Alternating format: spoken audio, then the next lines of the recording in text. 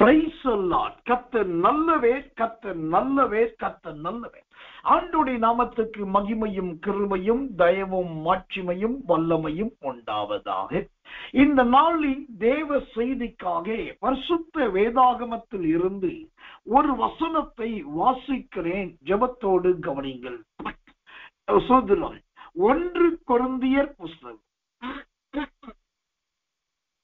15ஆம் அதிகாரம் 41வது வசனம். 1 கொரிந்தியர் 15:41 கிறிஸ்துமஸ் செய்திக்கு ஏதுவான வசனத்தை வாசிக்கிறேன். சூரியனுடைய மகிமையும் வேறே, சந்திரனுடைய மகிமையும் வேறே, நட்சத்திரங்களுடைய மகிமையும் வேறே. மகிமையிலே நட்சத்திரத்துக்கு நட்சத்திரம் விசேஷித்து இருக்கிறது. கர்த்தர் நல்லவே, கர்த்தர் நல்லவே, கர்த்தர் நல்லவே. இயேசு கிறிஸ்துவின் பிறப்பை குறித்த செய்திகளை இன்றைக்கு காலை முதல் நாம் தொடர்ந்து கேட்டு வருகிறோம். அந்த வரிசையிலே இயேசுவின் பிறப்புக்கு அடையாளமாயிருந்த நட்சத்திரத்தை குறித்து நமக்கு தெரியும். இந்த 1 கொரிந்தியர் புஸ்தகம் 15ஆம் அதிகாரம் 41வது வசனத்தை வாசித்தால் இங்கு நட்சத்திரத்தை குறித்து 3 முறை சொல்லப்பட்டிருக்கிறதை நாம் பார்க்கலாம். 1, நட்சத்திரங்களுடைய மகிமையும் வேறே. அடுத்தது, நட்சத்திரத்துக்கு நட்சத்திரம் விசேஷித்திருக்கு. நட்சத்திரம் என்ற வார்த்தை 3 முறை இங்கு சொல்லி இருக்கிறதை பார்க்கலாம். அப்போ இயேசுவின் பிறப்புக்கு அடையாளமான அந்த நட்சத்திரத்தின் 3 நட்சத்திரங்களை குறித்து அல்லது நட்சத்திரத்தின் 3 தன்மைகளை குறித்து உங்களோடு கூட ஜெபத்தோடு சொல்ல விரும்புகிறேன். தேவனுடைய கிருபையை முன்னிட்டு போதிக்க விரும்புகிறேன். கவனிங்கள். இயேசு கிறிஸ்துவின் பிறப்புக்கு பலவிதமான நிறைய அடையாளங்கள் உண்டு. இயேசு பிறந்த கொட்டகை ஒரு அடையாளம். இயேசு பிறந்த அந்த முன்னணை ஒரு அடையாளம். இயேசுவை பார்க்க வந்த தூதர்கள் ஒரு அடையாளம். இயேசுவை பார்க்க வந்த சாஸ்திரிகள் ஒரு அடையாளம். இயேசுவை பார்க்க வந்த மெய்ப்பர்கள் ஒரு அடையாளம். வானத்திலே உண்டான மேகம் ஒரு அடையாளம். வானத்திலே பாடப்பட்ட பாடல் ஒரு அடையாளம். இப்படி இயேசுவின் பிறப்புக்கு நிறைய அடையாளங்கள் அங்கு இருக்கிறது. அதிலே வெளியே தெரியாத சில அடையாளமும் உண்டு. அதிலே ஒன்றுதான் துணிகளில் சுற்றப்பட்டவர் என்று பார்க்கிறோம். அப்போ இயேசுவின் பிறப்புக்கு அவருடைய துணி கூட ஒரு அடையாளமாய் இருக்கிறது. கர்த்தருடைய நாமத்துக்கு மகிமை உண்டாவதாக. எனக்கன்பான தேவ பிள்ளைகள், இந்த இப்படி இயேசுவை குறித்து அவருடைய பிறப்புக்கு ஏராளமான அடையாளம் உண்டு. ஒரு வசனத்தை வாசிக்கிறேன். லூக்கா சுவிசேஷத்தின் புஸ்தகம் 2ஆம் அதிகாரம் 7வது வசனம். லூக்கா 2:7. அவள் தன் முதற் பேரான குமாரனை பெற்று சத்திரத்திலே அவர்களுக்கு இடம் இல்லாதபடியினால் பிள்ளையை துணிகளில் சுற்றி முன்னணியிலே கடத்தினார். இங்கு சொல்லப்படுற துணி கூட இயேசுவுக்கு மிகப்பெரிய ஒரு அடையாளம். வருகிற நாட்களில் அந்த பிறப்பின் துணியை குறித்த சில ஆழ்ந்த சத்தியோபதேசத்தை நாம் கேட்கலாம். இன்றைக்கு இப்படி ஏராளமான அடையாளங்கள் இருக்க அதுல ஒரு அடையாளம் தான் இந்த நட்சத்திரம் என்கிற அடையாளம். நான் சொன்னேன் 1 கொரிந்தியர் 15ஆம் அதிகாரம் 41வது வசனத்துல அங்கு நட்சத்திரத்தை குறித்து 3 முறை அந்த வார்த்தை ஆவியானவர் எழுதி வைத்திருக்கிறார் என்று சொன்னார். அதற்கு இணையாக இயேசுவின் பிறப்புக்கு தொடர்புடைய நட்சத்திரத்தின் 3 சம்பவங்களை உங்களுக்கு நான் சொல்லும்படி கர்த்தருக்குள் பிரயாசப்படுகிறேன். முதலாவது அந்த 3 பகுதியிலே 1 மத்தேயு சுவிசேஷத்தின் புஸ்தகம் 2ஆம் அதிகாரம் 7வது வசனம். மத்தேயு 2:7. அப்பொழுது ஏரோது சாஸ்திரிகளை ரகசியமாய் அழைத்து நட்சத்திரம் காணப்பட்ட காலத்தை குறித்து அவர்களிடத்தில் திட்டம் திட்டமாய் விசாரி. இயேசுவின் பிறப்புக்கு நட்சத்திரம் ஒரு அடையாளம் என்று சொன்னேன். இந்த நட்சத்திரம் 3 தன்மைகளை உடையது என்று சொன்னேன். அதில் முதல் தன்மை, இது காலத்தை காட்டுகிற நட்சத்திரம். ஏனென்றால் மத்திய 2:7 தெளிவாய் சொல்லப்படுகிறது, நட்சத்திரம் காணப்பட்ட காலத்தை குறித்து அவர்களிடத்தில் திட்டமாய் விசாரி. அப்போ இந்த சாஸ்திரிகளை வழிநடத்தின அந்த நட்சத்திரம், சூத்திரம், இயேசுவின் பிறப்புக்கு அடையாளமாய் காணப்பட்ட நட்சத்திரம் முதலாவது அது எதை காண்பிக்கிறது? காலத்தை குறிக்கிறதா இருக்கிறது. சரி, கர்த்தர் நல்லவர், கர்த்தர் நல்லவர், கர்த்தர் நல்லவர். அப்போ இது காலத்தை குறித்து, காலத்தை கணிக்கிற நட்சத்திரம் என்று சொன்னனே. அப்ப இயேசுவானவர் பிறந்த அந்த நேரம் எப்படிப்பட்டது? இந்த நட்சத்திரம் எப்படிப்பட்ட நேரத்துக்கு உரியது? நெகேமியாவின் புஸ்தகம் 4ஆம் அதிகாரம் 21வது வசனம். நெகேமியா 4:21. இப்படியே நாங்கள் வேலை செய்து கொண்டிருந்தோம். அவர்களில் பாதி பேர் கிழக்கு வெளுக்கும் நேரம் முதல் நட்சத்திரம் காணும் மட்டும் ஈட்டிகளை பிடித்திருந்தார்கள். அல்லேலூயா. கிழக்கு வெளுக்கும் நேரம் முதல் நட்சத்திரம் காணும் மட்டும் ஈட்டிகளை பிடித்திருந்தார். அப்போ இந்த நட்சத்திரம் என்பது காலத்தை காட்டக்கூடியது என்று சொன்னேன். இந்த காலத்தை காட்டுவதென்றால் இது எந்த காலம்? கிழக்கு வெளிக்கிறதான நேரம். அப்படின்னா அதிகாலையில் சூரியன் தோன்றி இருள் விலகி வெளிச்சம் உதிக்கிற நேரம். இப்ப தெரிந்து கொள்ளுங்க, இயேசுவை பார்க்க புறப்பட்ட அந்த சாஸ்திரிகள் அவர்கள் எப்ப பிரயாணப்பட ஆரம்பித்திருப்பார்கள் என்றால், இந்த அதிகாலை கிழக்கு வெளுக்கிற நேரத்தில் அப்ப பிரயாணப்பட ஆரம்பித்தார்கள். அதன் பின்பு இப்போ அந்த நட்சத்திரம் எங்க வந்து நிற்குது? எருசலேமில, பெத்லகேமில இயேசுவானவர் குழந்தையாய் வைக்கப்பட்டிருக்கிற இடத்துக்கு மேலே இப்போ இந்த நட்சத்திரத்தை அவர்கள் தெளிவாய் கண்டார்கள் என்று சொன்னால் அது எந்த நேரம்? ஏறத்தாழ அந்தி சாய்கிற நேரம். தேவனுக்கு மகிமை உண்டாவதாக. எனக்கன்பான தேவ பிள்ளைகளை, இந்த நட்சத்திரங்கள் மறையும் காலத்தை வைத்துதான் நெகேமியாவின் நாட்களில் இரவு வேலை செய்தார்கள் என்று நாம் வேதத்திலே பார்க்கிறோம். நெகேமியா நிறைய பேரை வேலை வாங்கினான். அந்த வேலை வாங்கி வேலையை முடிக்கிறது நட்சத்திரம் மறைகிற நேரத்தை வச்சுதான். அப்போ அன்றைக்கு காலத்தை காட்டினதே இந்த நட்சத்திரம். அதே போலதான் இந்த சாஸ்திரிகளின் பிரயாணமானது கர்த்தர் ரொம்ப தெளிவா இந்த இடத்துல நிக்குது. அந்த நட்சத்திரம் ஒரு ஒளி ஊடுருவி மேலிருந்து கீழே வருது. அது சரியா எங்கே பாயுதுன்னு பாக்குறாங்கன்னா அந்த அளவுக்கு நட்சத்திரத்தின் ஒளி தெளிவா தெரியுதுன்னா காலையில சூத்திரம் கிழக்கு வெளுக்கிற நேரத்தில் ஆரம்பித்த அவர்கள் இப்ப அந்தி சாய்கிற நேரத்திலே வந்திருக்கிறார்கள். கர்த்தருடைய நாமத்துக்கு மகிமையும் தயவும் உண்டாவதாக. சரி, இந்த நான் சொன்னேன், இந்த நட்சத்திரம் இயேசு கிறிஸ்துவின் பிறப்புக்கு காணப்பட்ட நட்சத்திரம் முதலாவது காலத்தை வெளிப்படுத்துது. காலம் என்று சொன்னால் பொழுது விடிந்தது முதல் பொழுது சாய்கிற வரைக்கும் இருப்பதற்கு பேர்தான் காலம். அதே சமயத்துல இந்த காலம் என்பது எதை காண்பிக்கிறது?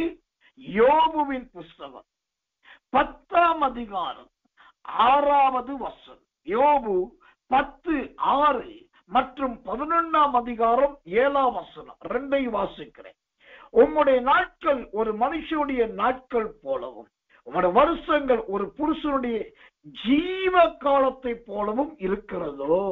அல்லேலூயா. கர்த்தருக்கு மகிமை உண்டாவதாக. கர்த்தர் நல்லவர். தேவனுடைய நாமத்தினால் இங்க தேவனுடைய வார்த்தையை பார்க்கிறோம். இந்த காலம் என்பது கிழக்கு வெளுக்கிற காலத்தில் ஆரம்பித்து இப்ப அது நேர எங்க போய் முடிகிறது? ஜீவ காலத்துக்குள் போய் முடிகிறது. இப்போ இந்த நட்சத்திரத்துக்கும் ஜீவ காலத்துக்கும் என்னையா சம்பந்தம் என்று சொன்னா, ஜீவன்களுக்கெல்லாம் ஜீவன் கொடுக்கிறவரே ஆண்டவர். அந்த ஜீவனே இப்போ மறு ஜீவனாய் பூமியிலே தோன்றி இருக்கிறது. அதனாலதான் அது ஜீவ காலம் என்று சொல்லப்படுது. இயேசு சொன்னாரே, நானே ஜீவனாயிருக்கிறேன் என்று தானே சொன்னார்.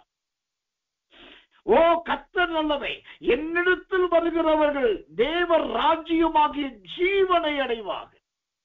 அப்போ இந்த இயேசுவின் நாட்களில் காணப்பட்ட நட்சத்திரம் முதலாவது, அது காலத்தை காட்டுகிற நட்சத்திரம். தேவனுடைய நாமத்துக்கு மகிமை உண்டாவதாக. எனக்கன்பான தேவ பிள்ளைகளே, அந்த யோபுவின் புஸ்தகம் 7ஆம் அதிகாரம் 1வது வசனம் இவ்விதமாய் சொல்லுகிறது. வாசிக்கிறேன். யோபு 7:1. பூமியிலே போராட மனுஷனுக்கு குறிக்கப்பட்ட காலம் உண்டல்லவோ. இங்க ஒரு வார்த்தையை கவனிக்கணும். யோபு 7:1 சொல்லு, குறிக்கப்பட்ட காலம். ஒவ்வொன்றுக்கும் ஒரு காலத்தை வைத்திருக்கிறார். அதில் இயேசு பிறக்கிற காலம் என்கிற ஒரு காலம் இருந்தது. அந்த இயேசு பிறக்கிற காலத்திலே சாஸ்திரிகளுக்கு வழிநடத்தி அவர்களுக்கு இயேசு பிறந்த இடத்தை காட்டுகிற ஒரு காலத்தை காட்டும் நட்சத்திரம் இருந்தது. கர்த்தருடைய நாமத்துக்கு மகிமை உண்டாவதாக. அது வெறும் காலம் அல்ல, அது கிழக்கு வெளுத்து சத்திரம் நட்சத்திரம் தோன்றுகிற வரைக்கும் ஒரு காலமாய் இருக்கிறது. இது இப்படியே போனால் அதுவே ஜீவ காலம் ஆகிறது. அந்த ஜீவ காலம் தான் யோபு 7:1 சொல்லுகிறபடி குறிக்கப்பட்ட காலமாயிருக்கிறது. இப்போ ஒரு கேள்வி, மனுஷனுடைய பிறப்புக்கு மனுஷன் பிறக்க போகிறான் என்பதையும் பிறப்பான் என்பதையும் நிறைய பேருக்கு சொல்ல தெரியும். ஏன்னா அங்கு ஸ்திரீயானவள் கர்ப்பம் தரிக்கிறது, முதல் மாதம் ஆகிறது, அப்புறம் 4ஆம் மாதம் ஆகிறது, அப்புறம் 7ஆம் மாதம் ஆகிறது. மாதம் ஆக ஆக ஆக வீட்டுக்குள்ளே ஒரு விதமான சலனம், வீட்டுக்குள்ளே ஒரு விதமான புன்சிரிப்பு, வீட்டுக்குள்ளே ஒரு விதமான எதிர்பார்ப்பு. பிள்ளை பிறக்க போகிறது, ஒரு ஜீவன் வரப்போகிறது என்பது எல்லாருக்கும் தெரிந்து விடுகிறது. இப்போ பிறக்கிற காலம் எல்லாருக்கும் தெரிகிறது. ஆனா ஒரு மனுஷனுக்கு இறக்கிற காலம் அறிய முடியுமோ? குறிக்கப்பட்ட காலம் என்று இருக்கிறது. இந்த செய்தியை கேட்கிற தேவ பிள்ளையே, உங்களுக்கு ஒரு காலத்தை தேவன் குறித்திருக்கிறார். அது எந்த காலம் என்பதை நீங்கள் தேவனிடத்தில் கேட்டு தெரிந்து கொள்ள முடியும். சிலர் சொல்றாங்க, பிறக்கிற நாள் தெரியும் பாஸ்டர், ஆனால் இறக்கிற நாள் தெரியவே தெரியாது, கடவுள் அதை மறைச்சி வச்சிருக்கிறார் என்பதை நான் இல்லை என்று சொல்லவில்லை, மறைக்கவில்லை. ஆனா மறைவானது ஒன்றுமில்லை பைபிள் இருக்குதே. அப்போ ஆண்டவர் எனக்கு குறிக்கப்பட்ட காலம் எவ்வளவு காலம் என்று நீங்க விசாரித்தால், நீங்க ஜெபித்தால் அல்லது ஆண்டவரிடத்தில் கேட்டால் நிச்சயமாய் ஆண்டவர் அந்த குறித்த காலத்தை சொல்லும். ஒரு மரத்தை குறித்து ஆண்டவர் சொன்னார், அதை விட்டுவிடு, இந்த வருஷம் பலன் கொடுக்கிறதாய் பார். அப்படின்னா இன்னும் ஒரு வருஷத்துக்கு இங்க சொல்கிறோம் இந்த மரம் இருக்குன்னு. அடுத்ததாக கர்த்தர் நல்லவே 15 வருஷத்தை எசேக்கியா ராஜாவுக்கு கொட்டுகிறார். அப்போ கர்த்தர் நல்லவே அவனுக்கு இன்னும் 15 வருஷம் உயிரோடு இருப்பான்றது அங்க நியமிக்கப்பட்டிருக்கு. அடுத்ததாக கர்த்தர் நல்லவே, நீ மோசேட்ட சொல்றாரு, நீ போகிற வழியில் இந்த மலையில ஏறி பார்ப்பாய், அங்கு நீ கானானுக்குள் போக மாட்டாய், ஆனா பார்க்கிறதோடு இருப்பாய், அங்கு நீ மரித்து அடக்கம் பண்ணப்படுவாய் என்று சொல்லி அவருடைய முடிவு காலம் ஏற்கனவே மோசேக்கு ரொம்ப தெளிவாக சொல்லப்பட்டு விட்டது. அப்ப பிறப்பின் காலம் மாத்திரமல்ல, ஒரு மனுஷனுடைய முடிவின் காலத்தையும் ஒரு தேவ மனுஷனால் நன்றாய் தெரிந்து கொள்ளும். என் வாழ்க்கையில நடந்த ஒரு சம்பவத்தை சொல்றேன். நம்முடைய இயேசுவின் வல்லமை ஊழியத்துல ஒரு போதகர், அந்த போதகருக்கு 2 பெண் பிள்ளைகள். அந்த முழு குடும்பமும் என்னை நேசித்தார்கள். அதுல மூத்த பிள்ளை என்னை ரொம்ப அதிகமா நேசித்தால், என்னோடு கூட எப்போதும் தொடர்பில் இருக்கிற, நிறைய ஆலோசனை கேட்கிற, எல்லா காரியத்திலும் என்னுடைய ஆலோசனை இல்லாமல் இடத்தில் கேட்காமல் எதையும் செய்வது கிடையாது. அப்புறம் அந்த பிள்ளை அப்படியே அவர் ஏற்கனவே போதோட பிள்ளைதான், ஆனாலும் அவர்களை அந்த பிள்ளையை மோட்டிவேட் பண்ணி என்கரேஜ் பண்ணி நிறைய சத்தியங்களை சொல்லி அப்படி இப்படி பண்ணி கடைசியா அவளை நல்ல ஒரு ஊழியக்காரியாகவே மாற்றி கடைசியில ஊழியம் செய்யக்கூடாது, பலிபீடத்தில் பேசக்கூடாது, அதுக்கு வேதத்தில் இடம் கிடையாது எல்லாரும் எதிர்ப்பு தெரிவிக்க, நான் சில வசனங்களை சொல்லி நீ ஜெபித்து செயல்படு என்று சொல்ல அவள் தைரியமாய் ஒரு சபையில இறங்கி ஊழியத்தை செய்ய ஆரம்பித்தாள். அப்புறம் அந்த ஊழியமும் ஆண்டு கிருபை நடந்தது. இன்றைக்கு அந்த ஊழியத்தில் உள்ளே போய் நிறைய காம்பவுண்ட் சுவர் கட்டுவது, ஆலயத்தை கட்டுவது, எடுத்து கட்டுவது, கன்வென்ஷன் கூட்டங்கள் நடத்துவது, பயங்கரமாய் அந்த பிள்ளை நன்றாய் வளர்ந்து தேறின போதகராய் மாறிவிட்டார். ரொம்ப நாளுக்கு பின்பு முதல் விசையாய் என்னை வைத்து ஒரு கன்வென்ஷன் நடத்த வேண்டும் என்று சொல்லி அந்த பெண் பிள்ளை என்னை ரொம்ப தயக்கத்தோடு அழைத்தாள். சரி, நானும் வருகிறேன் என்று சொல்லி ஆண்டுடைய கிருபையினாலே சொல்றோம் அங்கு தேதியும் கொடுத்தேன். அங்க போகுவதற்கு முன்பாக அந்த பெண் பிள்ளை நான் கொடுத்த ஆலோசனையின்படி ஒரு வேதாகம கல்லூரியில் படித்து பிடிஹெச் முடிச்சு எம்டி பண்ணி அதுக்கு அடுத்து இன்னொரு கோர்ஸ் பண்ணி டாக்டரேட் பண்ணிட்டேன் வேதாகம கல்லூரிலேயே. அந்த அளவுக்கு அவளை ஆவிக்குரிய நன்றாய் வளர்த்துச்சு. ஆனாலும் அவளை ஊழியக்காரியாய் அங்கீகரிக்க கூடாது, பிரதிஷ்டை பண்ணக்கூடாது என்பதில் சொந்த ஊராரும் சொந்த வீட்டாருமே கங்கணமாயிருந்தார். ஒரு நாள் வந்தது, நான் கன்வென்ஷன் கொண்டது போகும்போது, நீங்க வரும்போது எப்படியாவது எனக்கு ஜெபம் பண்ணி ஆண்டுகிட்ட அனுமதி கேட்டு என்னை ஊழியக்காரிய உங்க கையினால என்னை டெடிகேட் பண்ணணும் அப்படின்னு சொல்லிட்டேன். சரி என்று சொல்லி நானும் ஜெபித்துட்டு புறப்பட்டு போயிருந்தேன். அதற்கான எண்ணெய், அந்த ஜெபம் பண்ணுவதற்கான பிரதிஷ்டைக்குரிய எண்ணெய், அப்புறம் கை துடைப்பதற்கு புதிய கர்ச்சிப்பு, அப்புறம் புது பாத்திரம், எல்லாவற்றையும் ஆயத்தமான சொல்லிவிட்டேன். எல்லாம் ஆயத்தமாகி அவர்கள் பிரதிஷ்டைக்கு ஆயத்தமாயிருக்கிறார்கள். குறித்த நாளிலே போனேன், தேவனுடைய ஊழியத்தை செய்தேன். மேடையில ஏறினது முதல் கடைசி அந்த ஆலயத்தை விட்டு கிளம்புகிற வரைக்கும் மடை திறந்த வெள்ளமாக தீர்க்க தரிசனத்தின் ஆவியானவை நதியாய் பாய ஆரம்பித்து. இதை நான் மெச்சுப்படுத்தி சொல்லவில்லை, அபிஷேகத்தோடு சொல்ல ஆரம்பித்தது முதல் மீண்டும் அந்த ஊழிய ஸ்தலத்தை விட்டு நான் புறப்படுகிற வரைக்கும் தீர்க்க தரிசனத்தின் ஆவியானவர் நதியாய் பாய்ந்து கொண்டிருந்தார். இந்த அபிஷேகத்தில் நிறைந்திருந்த நான் கடைசியில் அந்த பெண் பிள்ளையை அபிஷேகிக்கணும், ஊழியக்காரத்தை பிரதிஷ்டை பண்ணணும் என்று சொல்லும் போது தேவனிடத்திலிருந்து எந்த பிரதியுத்தரமும் பிறக்கவில்லை. கடைசியில் பார்த்தேன், நான் கூட்டத்தை முடித்தேன், நடத்தி வந்துட்டேன். ஏன் இதை சொல்றேன் அப்படின்னாக்கா, கர்த்தர் நல்லவே. அப்போ ஒரு நாள் எல்லாம் முடிந்தது, நான் திரும்பி வந்துட்டேன். சில நாட்களுக்கு பின்பு அந்த பெண்ணை நான் பார்க்க வேண்டிய ஒரு சூழ்நிலை வந்தது. அப்பொழுது அவளுக்கு ஏதாவது ஒரு பரிசு கொடுக்கணும் அப்படின்னு எனக்கு ஒரு ஆசை. பொதுவாகவே எனக்கு மற்றவர்களுக்கு இந்த செய்வது கொடுப்பது என்ற ரொம்ப தீவிரம். அப்ப ஏதாவது ஒரு பரிசு கொடுக்கணும் யோசித்த போது திடீரென்று என் ஆவியிலே ஒரு நடத்துதல் வந்தது. நல்ல ஹை குவாலிட்டியான பிராண்டடான நல்ல காஸ்ட்லியான ஒரு பெரிய சூட்கேஸ், அது பியூர் லெதர், சுத்தமான தோலினால் செய்யப்பட்ட நல்ல காஸ்ட்லியான நல்ல பிராண்டட் கம்பெனி, ஒரு பெரிய சூட்கேஸ். அதை வாங்கி பேக் பண்ணி அவர் கையில கொடுத்து, நான் சூட்கேஸ் வாங்கி கொடுப்பேன் என்று சொல்லி அந்த பெண் பிள்ளை நினைக்கல, பொதுவாக கிஃப்ட் கொடுப்பேன்னு நினைக்கல, ஆனா இதை கொடுப்பேன் என்று சொல்லி யோசிக்கவே. அப்பதான் எல்லாம் வாங்கிட்டு வீட்டுக்கு போயிடுச்சு. அப்புறம் ஒரு நாள் போன் பண்ணி தேங்க்ஸ் பண்ணும்போது ரொம்ப அழுதுகிட்டே அருமையான அந்த பெண் பிள்ளை சொன்னார்கள், சோதரம் நீங்க கிஃப்ட் கொடுப்பீங்கன்னு நினைக்கவே இல்லை, அதுலயும் சூட்கேஸ் கொடுத்திருக்கீங்க அப்படின்னா என்ன அர்த்தம், இதோடு பிரயாணப்பட்டு போய்விடு என்றுதானே அர்த்தம் அப்படின்னு. எனக்கு அது ஒன்று புரியல. ஆனா நடந்த சம்பவம் என்ன, என்றைக்கு அந்த ஜெபம் பண்ணி தேவன் நடத்துதலின்படி நல்ல ஹை குவாலிட்டியில பிராண்டட்ல காஸ்ட்லியான ஒரு பெரிய லெதர்ல பியூர் லெதர்ல ஒரு சூட்கேஸ் வாங்கி கொடுத்தேனோ, அதோடு அந்த பெண் பிள்ளைக்கும் நம்முடைய ஊழியத்துக்கும் இருக்கிறதான நிறைய காரியங்கள் ஆண்டவரே நிறுத்தி போட்டார். அதன் பின்பு அந்த சகோதரி தானாகவே சுய காலில் நிற்க, தானாகவே ஊழியத்தை செய்ய இன்றைக்கு ஒரு மகிமையாய் கர்த்தர் பயன்படுத்துகிறார். ஏன் இதை சொல்லுகிறேன் என்றால், ஒரு ஊழியக்காரன் மூலமாக அல்லது ஒரு ஊழியத்தின் மூலமாக தேவ தீர்மானத்தின்படி நமக்கு எந்த ஒரு பொருள் வருதுனாலும் அது ஒரு அடையாளம் என்பதை மறந்து போகாது. எந்த பொருள் வருகிறதோ அதற்கேற்ற ஒரு அடையாளம் தான் நமக்கு வந்து சேருகிறது.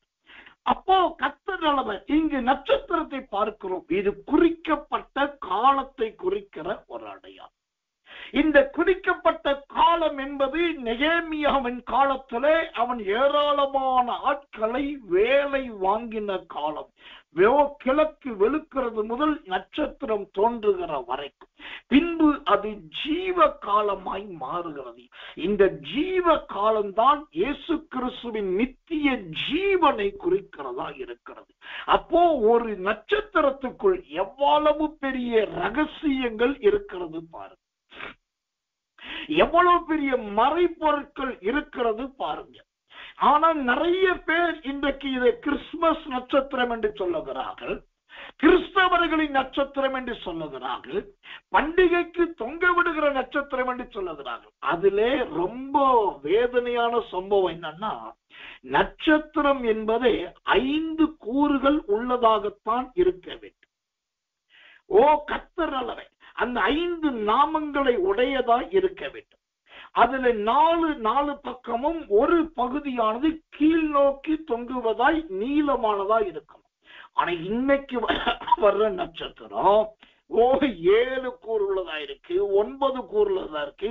சில நட்சத்திரங்கள் 28 48 கூறு உள்ளதா இருக்கு.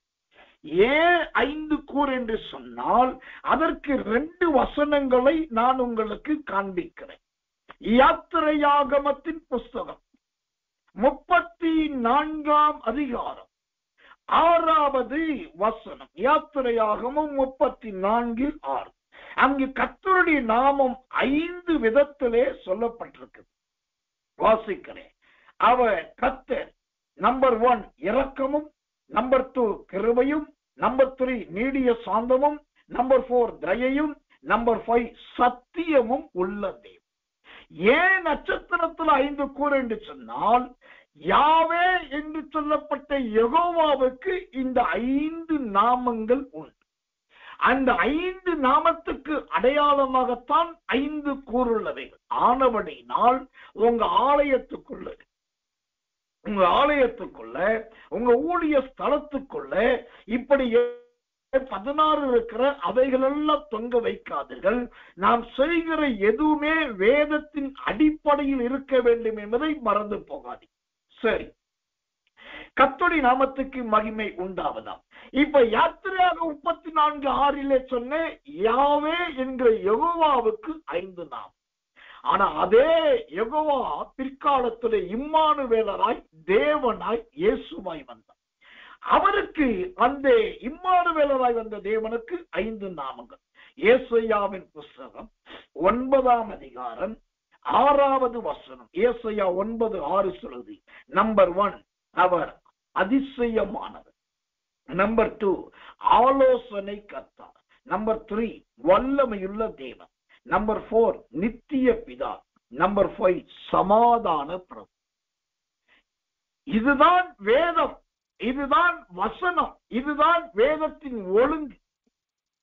வியாபாரி அவன் வியாபார நோக்கத்துக்காக 5 அல்ல 25 கூறுகளை கூட காட்டுவோம்.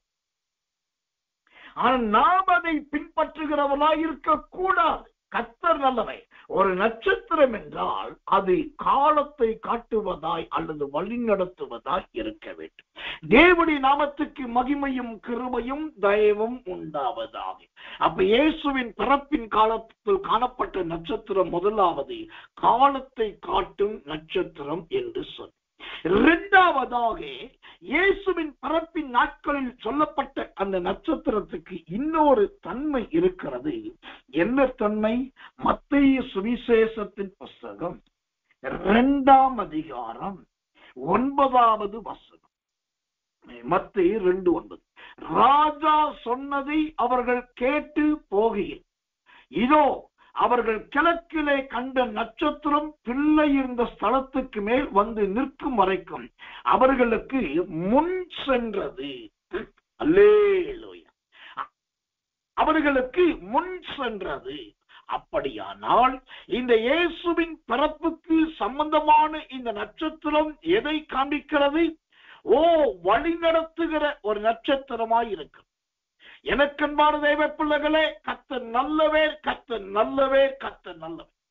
இந்த வழி நடத்துகிற ஒரு அற்புதமான தன்மை இந்த நட்சத்திரத்துக்கு ஆண்டவர் கொடுத்திருக்கிறார்.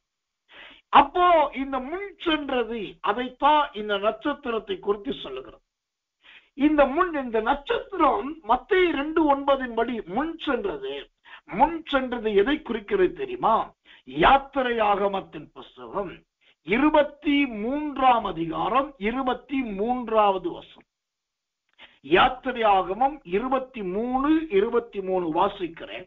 என் தூதனானவர் உனக்கு முன் சென்று எமோரியரும், ஏத்தியரும், பெரிசியரும், கானானியரும், ஏவியரும், எபூசியரும் இருக்கிற இடத்துக்கு உன்னை நடத்தி கொண்டு போவார். அவர்களை நான் அதம் பண்ணுவேன். இப்போ இந்த யாத்திரையாகவும் 33 மன்னிக்கிறோம், யாத்திரையாக 23 இயேசுவின் பிறப்பிலே அப்படியே நடந்ததை நீங்கள் பார்க்கலாம். எப்படி? முதலாவது இந்த நட்சத்திரம் முன் சென்றது எதை குறிக்கிறது? யாத்திரையாகவும் 23 சொல்லுது, என் தூதனானவர் உனக்கு முன் செல்லுவார். அப்போ சாஸ்திரிகளை வழிநடத்தி கொண்டு வந்த நட்சத்திரம் அது தேவனுடைய தூதனுக்கு சமானம். தேவனுடைய தூதனுக்கு சமானம். அது மாத்திரமல்ல, இன்னொரு ஆச்சரியத்தை காட்டுகிறேன். அடுத்தது அங்க யார் இருக்கிறார்கள்? நம்பர் 1 எமோரியர், நம்பர் 2 ஏத்தியர், நம்பர் 3 பெரிசியர், நம்பர் 4 கானானியர், நம்பர் 5 ஏவியர், நம்பர் 6 எபூசியர். இந்த 6 கூட்டத்தார் ஓசோத்திரம் அவர்களை 6 கூட்டத்தாரை நிர்மலமானும்படி இந்த தூதரை அனுப்புகிறேன் என்று கர்த்தர் சொன்னார். இதே போலதான் இயேசுவின் பிறப்பின் காலத்துல 6 விதமான எதிராளிகள் அங்கு காணப்பட்டதாக நாம் பார்க்கலாம். கர்த்தர் அந்த 6 விதமான எதிராளிகள் யார் என்று சொன்னால், ஏரோது என்கிற ராஜா இருந்தான், அகுஸ்து ராயன் என்கிற ராஜா இருந்தான், அர்க்கெலேயு என்கிற ராஜா இருந்தான். 3 பேர். அப்புறம் அவர்கள் சொல்லுவதை கேட்டு குழந்தைகளை கொலை செய்கிறவர்கள் அங்கு இருந்தார்கள். இப்படி 6 விதமான எதிராளிகள் இயேசுவின் நாட்களில் அங்கு காணப்பட்டார். அதைத்தான் யாத்திரையாகமம் 23:23 ஆண்டவர் தெளிவா எழுதி வச்சிட்டார். ஆனா 23 என்ன சொல்லுது? நான் அவர்களை அதம் பண்ணுவேன் என்று. எப்படி அதம் பண்ணுவார்? கர்த்தர் நல்லவை. ஏரோதை குறித்து மத்தேயு சுவிசேஷத்துல வாசிக்கிறார். இயேசு யோசேப்பையும் மரியாளை பார்த்து சொல்லுகிறார், நீங்கள் உடனே புறப்பட்டு எகிப்துக்கு போங்க, அங்க குடியிருங்கள், நான் சொல்லுகிற வரைக்கும் வரக்கூடாது என்று சொல்லிவிட்டான். ஒரு நேரம் வந்தது, யோசேப்பும் மரியாளும் புறப்பட்டு எகிப்துக்கு போயிட்டாங்க. கொஞ்ச காலம் கடந்தது. அப்போ தூதன் தோண்டி சொல்லுகிறான், நீங்கள் மீண்டும் எருசலேமுக்கு போகலாம், மீண்டும் இஸ்ரவேலுக்கு போகலாம். அப்பதான் அவங்க பார்க்கறாங்க, கேள்விப்படுறாங்க, இவர்களுடைய சுதந்திரம் 2 வயதுக்குட்பட்ட குழந்தைகளை கொன்றே ஏரோது செத்து போனான். அப்போ யாத்திரையாகமம் 23 சொல்லப்பட்டபடி அந்நாட்களில் காணப்பட்ட பலவிதமான எதிரிகள், விரோதிகள், சத்துருக்களை அந்த குழந்தையாயிருக்கும் போதே இயேசுவானவன் அவருக்காக ஒரு சுதந்திரம் கொடுக்கப்பட்ட கிருபையினாலே சத்துருக்கள் சிதறடிக்கப்பட்டார்கள். இந்த சத்துருக்கள் நிறைந்த இடத்துலதான் இந்த 3 சாஸ்திரிகளை இந்த நட்சத்திரம் என்ன செய்கிறது? அழகாய் வழி நடத்துகிறது. ஒன்றை தெரிந்து கொள்ளுங்கள், உங்களுக்கு புத்தி சொல்லுகிறவர்கள், உங்களுக்கு ஆதரவு காண்பிக்கிறவர்கள், உங்களுக்கு வழி நடத்துகிறவர்கள் பலர் இருக்கலாம். ஆனா அவங்கெல்லாம் எந்த நேரத்துல தேவைன்னா, உங்களுக்கு ஒரு ஆபத்து, ஒரு பிரச்சனை வரும்போது அப்போ இருந்து உங்களுக்கு ஆலோசனை சொன்னாங்க, அப்போ இருந்து உங்களுக்கு உதவி செய்தாங்கன்னா அவங்கதான் தேவனால் நடத்தப்படுது. பிரச்சனை வரும்போது மறைஞ்சிட்டாங்க, நெருக்கடி வரும்போது காணாம போயிட்டாங்க. போராட்டம் இருக்கும்போது அவங்களை கூப்பிட்டாலும் வரல அப்படின்னாக்கா அவர்கள் எல்லாம் ஆலோசகர்களே கிடையாது. இந்த நட்சத்திரம் சாஸ்திரிகளை வழி நடத்தினது, முன் சென்றது அப்படின்னாக்கா இவ்வளவு எதிரிகள் அந்த எருசலேமை சுற்றி, பெத்லகேமை சுற்றி, இஸ்ரேலை சுற்றி இருக்கிறாங்க. அவங்க எல்லாரும் கண்ணுக்கும் மறைச்சுதான் இந்த சாஸ்திரிகளை அந்த நட்சத்திரம் மிக அழகாய் வழி நடத்தி இருக்கு.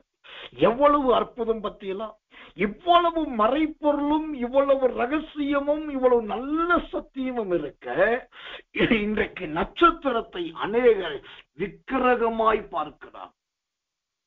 இன்னொரு ரகசியத்தை சொல்றேன். இந்த இயேசுவு பிறப்புக்கு அடையாளமான நட்சத்திரத்தின் 2வது தன்மை வழி நடத்தும் நட்சத்திரம் சொன்னேன். இந்த நட்சத்திரத்துக்கு 5 தன்மைகள் இருக்கு. எந்த நட்சத்திரம்?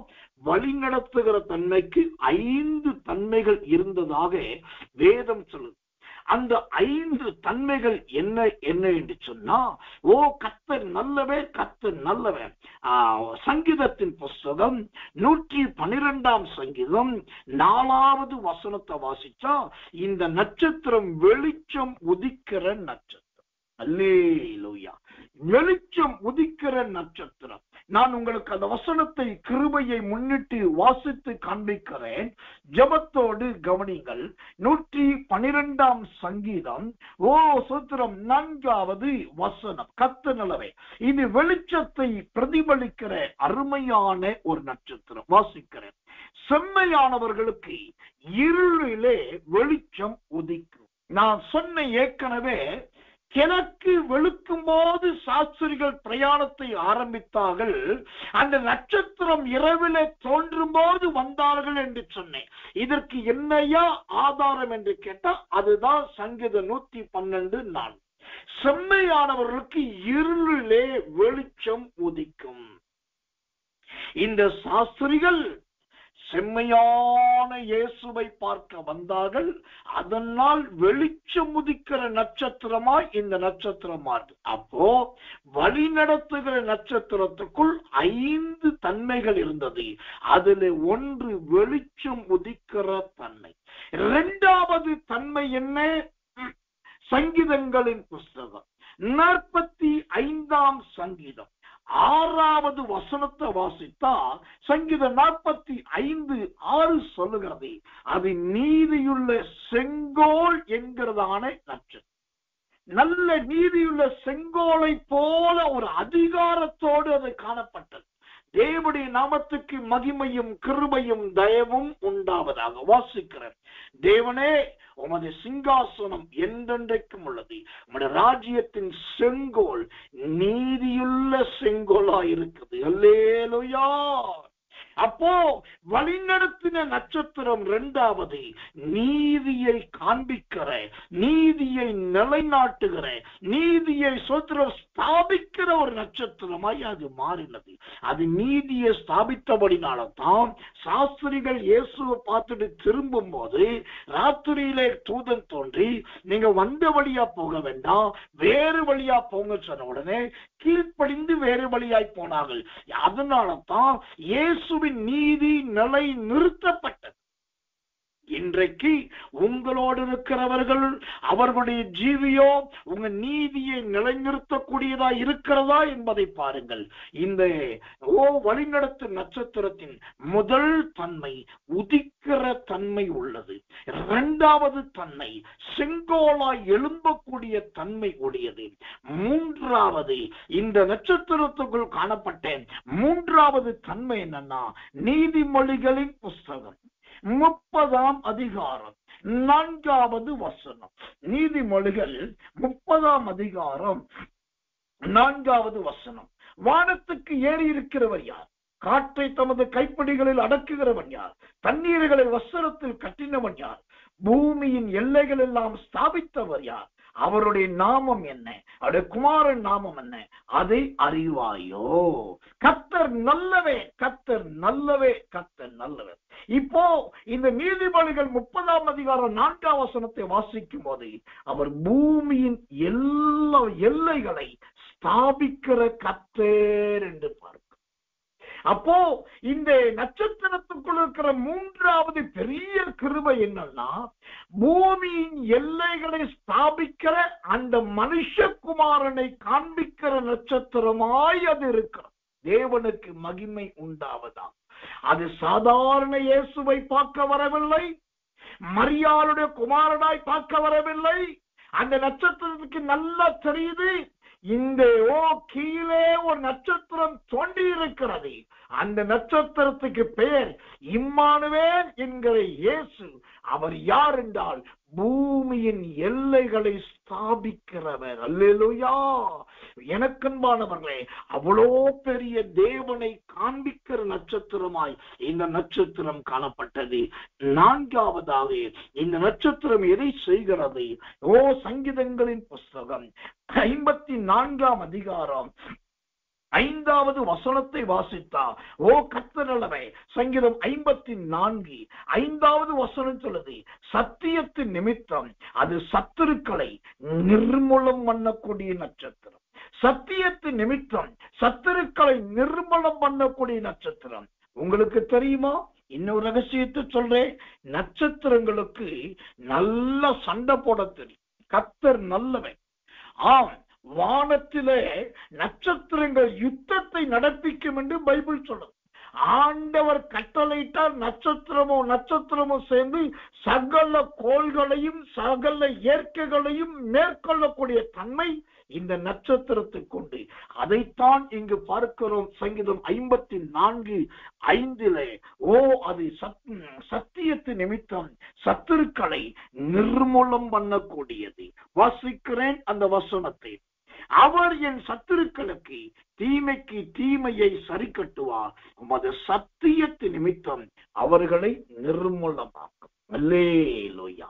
அப்போ இந்த வழிநடத்துகிற நட்சத்திரத்துக்குள் காணப்பட்ட 4வது தன்மை சத்துருக்களை நிர்மூலமாக்கக்கூடிய தன்மை. இது ஒரு பெரிய வேத பாடம் உண்டு. இந்த நட்சத்திரம் எப்படி சத்துருக்களை நிர்மூலமாக்கினது என்று கேட்டால், அதற்குள் தேவன் கொடுத்திருக்கிற ஒளி, அதற்குள் தேவன் கொடுத்த பிரகாசம், அது கடந்து வந்த காலம், இது எல்லாத்தையும் அங்க இருக்கிற ராஜாக்கள், பிரபுக்கள், மந்திரிகளுக்குள் ஒரு குழப்பத்தை ஏற்படுத்தி, அந்த குழப்பத்தினாலேயே அவர்கள் பலரும் பலவிதமான யுத்தத்தில் மாண்டார்கள் என்று சொல்லி தள்ளுபடி ஆகமத்திலும் சரித்திரத்திலும் படிக்கலாம்.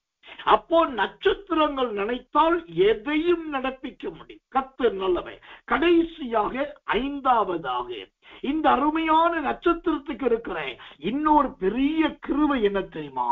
ஆபகுக் தீர்க்கதரிசனத்தின் புஸ்தகம் 3ஆம் அதிகாரம் 4வது வசனத்தை வாசித்தால், ஆபகுக் 3:4 சொல்கிறது, அவருடைய பராக்கிரமம் அவருடைய நட்சத்திரத்துக்குள் மறைந்திருக்கிறது. அவருடைய பராக்கிரமம் அதற்குள் மறைந்திருக்கிறது. வாசிக்கிறேன். ஆபகுக் 3:4. அவருடைய பிரகாசம் சூரியனை போல் இருந்தது, அவருடைய கரத்திலிருந்து கரணங்கள் வீசின, அங்கே அவருடைய பராக்கிரமம் மறைந்திருந்தது. அல்லேலூயா. இந்த சாஸ்திரிகளை வழிநடத்தின முன் சென்ற நட்சத்திரத்துக்குள் என்ன இருந்ததுன்னா, நல்ல பராக்கிரமம் இருந்தது. இவ்வளவு அந்தஸ்தும், இவ்வளவு தகுதிகளும், இவ்வளவு அடையாளங்களும், இவ்வளவு வல்லமை உள்ள நட்சத்திரத்தை தான் தேவனாகிய கர்த்தர் அந்த சாஸ்திரிகளுக்கு முன்பாக அனுப்பினார். அப்படி இல்லாவிட்டால் சாஸ்திரிகள் வழிமாறி போயிருப்பார்கள், அல்லது வழியிலே சேதங்கள் உண்டாயிருக்கும். யாத்திரையாகமம் 23:23 படிக்கிறபடி அங்க இருக்கிற சத்துருக்களே சாஸ்திரிகளை ஒன்றுமில்லாமல் பண்ணியிருப்பார்கள். ஆனாலும் அவர்கள் காக்கப்பட்டார்கள் என்று சொன்னால், ஆண்டவர் அனுப்பின அந்த நட்சத்திரத்துக்குள் இந்த அருமையான பராக்கிரமம் காணப்பட்டது. எனக்கன்பான தேவ பிள்ளைகளே, இந்த பராக்கிரமம் உங்களோடு கூட இருக்க வேண்டும் என்பதுதான் என்னுடைய வாஞ்சை. இந்த பராக்கிரமத்தினால் நீங்கள் நிரம்ப வேண்டும் என்பதுதான் என்னுடைய ஆசை. கர்த்தர் நல்லவன். இன்றைக்கு பலருடைய ஆவியிலே உற்சாகம் அல்ல, பலருடைய ஜெபத்திலே வீரியம் அல்ல, சிலருடைய வேத வசனத்திலே நல்ல தாக்கம் இல்ல. செத்தவ வாயில வெத்தலை பாக்கு வச்ச மாதிரி ஓசத்துல முணங்கி கொண்டு புலம்பிக் கொண்டு தவித்துக் கொண்டு தடுமாறி கொண்டிருக்கிறோம். இந்த சொத்துல முணங்கி கொண்டு தவித்துக் கொண்டு தடுமாறி கொண்டிருக்கிற நிலைமைகள் முழுவதுமா இயேசுவின் நாமத்தில் மாறணும். நாம் சாதாரணமானவர்கள் கிடையாது. பராக்கிரமசாலியுடைய குமாரனும் குமாரத்தியுமா இருக்கிறோம். தெபோராள் என்று சொன்னால் குதிரை ஏற தெரியணும். குதிரை ஏற தெரிகிறவள் பாராக்கோடு போக பயப்படக்கூடாது. பாராக்கோடு போனாக்கா யுத்தம் பண்ண பயப்படக்கூடாது. அவளுக்கு பேர் தான் தெபோராள். கர்த்தர் நல்லவன். அந்த ஒரு தைரியம், அந்த துணிச்சல் நம்முடைய ஊழியத்தில் இருக்கிற ஒவ்வொரு சகோதரிகளுக்கும், ஒவ்வொரு ஸ்திரீகளுக்கும், ஏன் ஒவ்வொரு விசுவாச ஜனங்களுக்கும் தேவை. எந்த பராக்கிரமும் இல்லை, எந்த வேகமும் இல்லை, எந்த தீவிரமும் இல்லை. முன்னிலைமை பார்க்கலும் பின்னிலைமை இன்னும் கேடா இருக்குன்னாக்கா நீங்கள் இந்த நடத்தப்படுகிற நட்சத்திரத்தை போல இல்லை. நீங்கள் வானத்திலிருந்து தள்ளப்பட்டவர்களை போல இருக்கிறீர்கள். நம்முடைய ஜீவியம் அப்படி இருக்கக்கூடாதே. நாம் என்றைக்கும் பராக்கிரமசாலியின் தேவன் அல்லவா? அவர் கர்த்தத்துவத்தை உடையவர் அல்லவா? அந்த கர்த்தத்துவம் நமக்குள் காணப்பட வேண்டும். கர்த்தர் நல்லவே, கர்த்தர் நல்லவே, கர்த்தர் நல்ல. அப்படியானால் இந்த 1 கொரிந்தியர் 15:41 ஒரே வசனத்திலே நட்சத்திரம் என்ற வார்த்தை 3 முறை சொல்லப்பட்டிருக்குன்னு சொன்னேன். அதற்கு ஏதுவாய் இயேசுவின் பிறப்புக்கு அடையாளமான நட்சத்திரத்தின் 3 தன்மைகளை சொல்லுகிறேன் என்று சொல்லி, முதலாவதாக காலத்தை காட்டும் நட்சத்திரம் என்று சொன்னேன். 2வதாக வழிநடத்தும் நட்சத்திரம் என்று சொன்னேன். 3வதாக இந்த இயேசுவின் பிறப்புக்கு அடையாளமாய் தோன்றின நட்சத்திரத்தின் 3வது தன்மை என்ன? மத்தேயு சுவிசேஷத்தின் புஸ்தகம் 2ஆம் அதிகாரம் 10வது வசனம். மத்தேயு 2:10. அவர்கள் அந்த நட்சத்திரத்தை கண்டபோது மிகுந்த ஆனந்த சந்தோஷம் அடைந்தார். அவர்கள் அந்த நட்சத்திரத்தை கண்டபோது மிகுந்த ஆனந்த சந்தோஷம் அடைந்தார். இப்போ இந்த இடத்துல பிராக்டிக்கலான ஒரு கேள்வியை நான் கேட்க விரும்புறேன். கொஞ்சம் எல்லாரும் காது தீட்டிக்கிட்டு கொஞ்சம் கவனமா கவனி. இங்கே மத்திய 2:10 சொல்லுது, அவர்கள் அந்த நட்சத்திரத்தை கண்டபோது அப்படின்னு தான் அந்த வசனம். அப்போ சாஸ்திரிகள் வானத்தை பார்க்கும் போது ஒரே ஒரு நட்சத்திரம் தான் இருந்ததா, அல்லது நிறைய நட்சத்திரங்கள் இருந்திருக்குமா? வானம் என்றாலே நட்சத்திரங்கள் நிறைந்ததுதானே.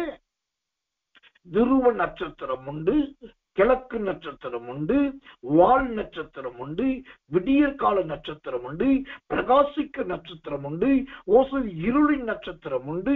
இப்படி பலவிதமான நட்சத்திரத்தை கொடுத்து வேதத்தில் இருக்கு. அப்ப இவ்வளவு நட்சத்திரங்கள் இருந்திருக்கு. ஆனா அவ்வளவு நட்சத்திரம் இருக்கும் போது இவர்கள் பார்க்கும் போது அங்கு இந்த நட்சத்திரம் மட்டும் அவங்களுக்கு தெரிஞ்சிருக்கு. அதான் பைபிள் சொல்லுது மத்திய 2:10 அந்த நட்சத்திரத்தை, எந்த நட்சத்திரத்தை? வழி நடத்தினே அல்லது கர்த்தர் நல்லவே சோத்திர காலத்தை காட்டுகிற அந்த நட்சத்திரத்தை கண்டபோது அவர்கள் மிகுந்த ஆனந்த சந்தோஷம் அடைந்தார். அப்போ இந்த நட்சத்திரத்தின் 3வது தன்மை என்னன்னா, அது சந்தோஷத்தை கொடுக்கிற ஒரு நட்சத்திரம். இது எதை குறிக்கிறது? வானத்துல எத்தனையோ நட்சத்திரங்கள் இருக்க, சாஸ்திரிகளுக்கோ இந்த ஒரு நட்சத்திரம் மட்டுமே கண்ணுக்கு தெரிந்ததை போல, தாவீதின் குடும்பத்துல 9 பேர், தாவீதை சேர்த்து 10 பேர், குமாரர்களே 8 பேர், அப்புறம் அவங்க அப்பா அம்மா மொத்தம் 10 பேர். ஆனா கர்த்தர் பார்க்கும் போது அவ்வளோ பேர்ல தாவீது மட்டும்தான் கண்ணுக்கு தெரிந்தார் கர்த்தருக்கு. சவுளுடைய குடும்பமும் சவுளுடைய வம்சமும் எங்கோ எப்படியோ இருந்தது. ஆனால் சவுலோடு கூட வேலைக்காரர் 5 நாடுகளை கடந்து அவர் சாமுவேல்கிட்ட வந்திருக்காங்க. 5 நாடு நடந்து சாமுவேல்கிட்ட வந்தாங்க. கூடவே வேலைக்காரன் இருக்கான். கூடவே வேலைக்காரன் இருந்தாலும் கர்த்தர் பார்த்த போது சவுல் மட்டும்தான் கர்த்தருடைய கண்ணுக்கு தெரிந்தார். கர்த்தருக்கு மகிமை உண்டாவதாக. லூக்கா சுவிசேஷம் 7ஆம் அதிகாரத்திலே நாயின் என்னும் ஊரிலே அங்க வாலிபனை சுமந்து போவது எத்தனையோ பெண்கள் கூட வந்தாங்க. ஆனா அழுகிற ஒரு பெண் மட்டும்தான் கர்த்தருடைய கண்ணுக்கு தெரிந்தார். இப்போ இதெல்லாம் எதை குறிக்கிறது? அந்த நட்சத்திரம். அப்படின்னா என்ன அர்த்தம்? உங்க வீட்டுல தாத்தா, பாட்டி, மச்சான், மச்சினிச்சி, குழந்தையா, அண்ணன், அக்கா, சொந்தம், பந்தம், உறவு, நட்பு எல்லாம் இருக்கலாம். எவ்வளவு இருந்தாலும் இவ்வளோ பேருக்கும் ஆண்டவர் உங்களை எப்படி வைக்க விரும்புகிறார்னா சந்தோஷம் கொடுக்கிற ஒரு நட்சத்திரமாய் ஆண்டவர் வைக்க விரும்புகிறார். கர்த்தருடைய நாமத்துக்கு மகிமை உண்டாகும். இப்ப யோசிங்க, இந்த மத்தேயு 2:10 சொல்லுது, அந்த நட்சத்திரத்தை கண்டபோது மிகுந்த ஆனந்த சந்தோஷம் அடைந்தார். ஆனா சிலருடைய வீட்டுல எப்ப பார்த்தாலும் முறுமுறு, எப்ப பார்த்தாலும் புலம்பல், எப்ப பார்த்தாலும் ஒரே வருத்தம், எப்ப பார்த்தாலும் ஒரே கண்ணீர், எப்ப பார்த்தாலும் ஒரே சஞ்சலம், எந்த நேரமும் மகிழ்ச்சியே கிடையாது, சந்தோஷம் என்பதே கிடையாது. அப்படிப்பட்டவர்கள் தேவனுடைய நட்சத்திரங்களா இருக்கவே முடியாது. ஒண்ணு தெரிந்து கொள்ளுங்க, எஸ்தர் என்றாலே நட்சத்திரம் என்று அர்த்தம். ஒரு எஸ்தர் நிமித்தமாக யூத ஜாதி எல்லாருக்கும், அதாவது 127 நாடுகளுக்கு எல்லா யூதர்களுக்கும் விடுதலையும் வந்தது, சந்தோஷம் வந்தது. அதுதாங்க இந்த நட்சத்திரத்தின் ரகசியம். இன்னைக்கு நம்மளும் சந்தோஷமா இருக்கிறது இல்லை. யாரையும் சந்தோஷமா இருக்க விடுறதும் இல்லை. சந்தோஷம்னாலே கசப்பா இருக்குது, எட்டிக்காயா இருக்கு. இந்த நிலைமை முழுவதுமா மாறணும், முற்றிலுமா மாறணும், அடிப்படையே மாறணும். அந்த நட்சத்திரத்தை அவர்கள் கண்டபோது மிகுந்த சந்தோஷம். 2வது ஆனந்த சந்தோஷம். மிகுந்த என்றாலே என்ன அர்த்தம்? அளவுக்கு மீறின சுத்திரம், அளவிட முடியாததுக்கு பேர்தான் மிகுந்த. ஆனந்தம் என்றால் என்ன அர்த்தம்? இருதயம் நிரம்பி வழிகிறதுக்கு பேர்தான் ஆனந்தம். இன்னைக்கு நிறைய வீட்டுல ஆனந்தம் நல்லெண்ணெய் இருக்குது, சிலருக்கு வீட்டுல இதயம் நல்லெண்ணெய் இருக்குது. நீங்க என்ன ஆனந்தம் எண்ணெய ஊத்தி மீனை பொறிச்சாலும் சரி, இதயம் எண்ணெயை ஊத்தி அப்பளத்தை பொறிச்சாலும் சரி, ஆனா ஹாலுக்கு வரும்போது முறுமுறுப்பும் கடுகடுப்பும் இருக்கு. அப்புறம் எதுக்கு ஆனந்தம் நல்லெண்ணெய், இதயம் நல்லெண்ணெய்?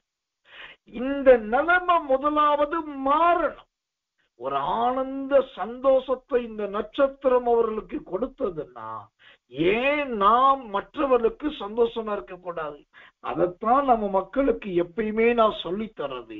நீங்க யாருக்காவது போன் பண்ணா அல்லது யாராவது உங்களுக்கு போன் பண்ணா வைக்கிறது 2 நிமிஷம் நீங்க பேசுனது, ஒரே 1 நிமிஷம் பேசியிருந்தாலும் அந்த 1 நிமிஷத்துக்குள்ள அவங்களை எப்படியாவது சந்தோஷப்படுத்த முடியுமா சந்தோஷப்படுத்துங்க, மகிழ்ச்சிப்படுத்த முடியுமா மகிழ்ச்சிப்படுத்துங்க.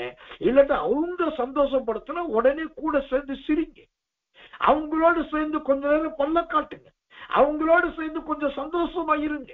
அப்போ 2 பேருடைய இருதயமும் அங்கு விசாரம் மாறும், துக்கம் மறையும், சந்தோஷம் ஏற்படும். இதுதான் இந்த நட்சத்திரத்தின் பெரிய ரகசியம். கர்த்தர் நல்லவே. ஒரு நட்சத்திரத்தினால் சந்தோஷம் கொடுக்க முடிகிறது என்று சொன்னால், எனக்கன்பான தெய்வ பிள்ளைகளே, ரட்சிக்கப்பட்ட நம்மால், மனம் திரும்பின நம்மால், சத்தியத்தை அறிந்த நம்மால், ஜெபிக்கிற நம்மால் ஏன் மற்றவர்களுக்கு சந்தோஷம் கொடுக்க முடியல? இதுக்கு யார் காரணம்? என்னைய பொறுத்தளவுக்கு வேற யாருமே காரணம் கிடையாது. அவரவர்கள் ஜீவியம்தான் காரணம், அவரவர்கள் வாழ்க்கை தான். இன்னைக்கு தீர்மானம் பண்ண, ஆண்டவரே, உம்முடைய பிறப்பில் காணப்பட்ட அந்த நட்சத்திரம் காலத்தை காட்டுவதாய் இருந்தது. முன் செல்லுவதாய் இருந்தது. ஓ, தன்னை நம்பினவர்களுக்கு அது சந்தோஷம் கொடுக்கிறதா இருந்தது. இனி என் வாழ்க்கை காலத்தை எச்சரித்து சொல்லுவதாகவும், நான் மற்றவர்களுக்கு புத்திமதி ஆலோசனை சொல்லுகிறவனாகவும், சூத்திரம், என்னால் மற்றவர்களுக்கு சந்தோஷம் உண்டாகத்தக்கதாகும் என் ஜீவியத்தை நான் மாற்றிக் கொள்ளுகிறேன். தயவு செய்து நீங்க வேற யாருக்காவது ஜெபம் பண்ணாதீங்க. அவன் இப்படி மாறின ஆண்டவரே, இவன் இப்படி மாறின ஆண்டவரே, அவன் சந்தோஷம் கொடுக்கணும் ஆண்டவரே, இவன் சிரிக்கணும் ஆண்டவரே, மற்றவங்களுக்காக ஜெபிக்கவே ஜெபிக்காது. முதலாவது செய்தியை கேட்ட நீங்கள் உங்க மூலமா மற்றவர்களுக்கு சந்தோஷம் வரணும், சந்தோஷத்தின் பாத்திரமா விளங்கணும், உங்களை அர்ப்பணிச்சு ஜெபம். அப்படி ஜெபம் பண்ணி உங்க நிலைமைய மாற்றுங்க, எண்ணத்தை மாற்றுங்க, குணத்தை மாற்றுங்க. நல்ல நட்சத்திரமா பிரகாசிங்க. அப்போ மற்றவங்க தானாகவே மாறுவார்கள். நாம் கண்களை மூடி ஒப்பு கொடுத்து செபிக்க போகிறோம். தேவனுடைய ஆவியானவர் இயேசுவின் பிறப்பின் அடையாளமான நட்சத்திரத்தை குறித்து ஆழ்ந்த சத்தியத்தின் உபதேசத்தை, சில ரகசியத்தையும் சொல்லி இருக்கிறார். தேவனாகிய கர்த்தருடைய கிருபை உங்களோடு இருப்பதாக. எல்லாரும் கண்களை மூடி வாய்களை திறந்து ஒப்பு கொடுத்து சந்தோஷமாக கர்த்தரை சோதரிப்போம் இயேசுவின் நாமத்தினாலே. அன்புள்ள நல்ல பரமபிதாவே, நல்ல அருமையான இந்த சாயங்காலம் கடந்த ராத்திரி நேரத்தில் இதோ நாங்கள் ஒருமித்து உம்மை துதிக்கும்படி ஆண்டவர் கொடுத்த நல்ல கிருபைக்காக கோடி ஸ்தோத்திரம், தயவுக்காக ஸ்தோத்திரம். ஆண்டவரே, உடைய பெரிதான கிருபைதான் உடைய பிறப்பின் அடையாளமான நட்சத்திரத்தை குறித்து, அந்த நட்சத்திரத்துக்குள் காணப்பட்ட 3 தன்மைகளை குறித்து கர்த்தர் விளங்கி காட்டியிருக்கிறேன். ஆண்டவரே, அந்த நட்சத்திரம் காலத்தை காட்டுவதாய் இருந்ததே, அதை போல எங்கள் காலத்தை நாங்கள் அறிந்தவர்களாய், உணர்ந்தவர்களாய், மற்றவர்களுக்கு காலத்தை விளங்க காட்டுகிறவர்களாய் மாற்றும். ரொம்ப முக்கியமாய் இந்த நட்சத்திரம் முன் சென்றது, அது தேவ தூதனுக்கு ஒப்பாய் இருக்கிறதே, அதை போல நாங்கள் எல்லாருக்கும் முன் செல்லுகிற ஒரு வழிகாட்டியாய் எங்களை மாற்றும். நாங்கள் இடரல் உள்ளவர்களாய், இடுக்கன் உள்ளவர்களாய், எல்லாருக்கும் துக்கத்தை, சஞ்சலத்தை, வேதனையை கொடுக்கிறவர்களாய் அல்லாமல் ஆண்டவரே வழி நடத்துகிற, முன் சொல்லுகிற ஒரு நல்ல நட்சத்திரமாய், பராக்கிரமத்தை பிரதிபலிக்கிற அந்த நட்சத்திரமாய் மாற்றும். பயந்தாங்கொள்ளி தன்மைகள் எல்லாம் மாறுவதாக, மறைவதாக, விலகுவதாக ஆண்டவருடைய கரம் தாங்கட்டும். எல்லாவற்றை விட இன்றைக்கு இந்த இரவுக்கு ஜெபத்துக்கு வந்த என் அன்பு தேவ ஜனங்கள், தெய்வ பிள்ளைகள், போதக பிதாக்கள், சிறியோர் பெரியோர் அனைவரும் இன்று முதல் எல்லாருக்கும் சந்தோஷத்தை கொடுக்கிறவர்களாய் மாறட்டும். 1000 பேர் இருந்தாலும் இவர்கள் தனித்துவமாய் காணப்படட்டும். ஆண்டவரே, வெளிப்படையாய் காணப்படட்டும். இவர்கள் எல்லாருக்கும் ஒரு மாதிரி, முன்மாதிரியுமாய் விளங்கட்டும். நல்ல சாட்சியை கேட்க உதவி செய்யும். இந்த செய்தி உடைய பிள்ளைகளை உணர்வுள்ளவர்களாய் மாற்றி தன்னை கர்த்தருக்கு நேராய் சீர்படுத்திக் கொள்ள உதவி செய்யும். தாழ்த்தி ஒப்புவிக்கிறோம். இயேசுவின் ரத்தம் செய்யும். இந்த கிறிஸ்துமஸ் மற்றும் புத்தாண்டு பண்டிகை நாட்கள் இந்த பிள்ளைகளுக்கு மிகுந்த சந்தோஷத்து நாட்களை அமைக்கும். இயேசுவின் நாமத்தில் ஜெபிக்கிறோம். ஜெபம் கேளு ஜீவனுள்ள நல்ல பிதாவே.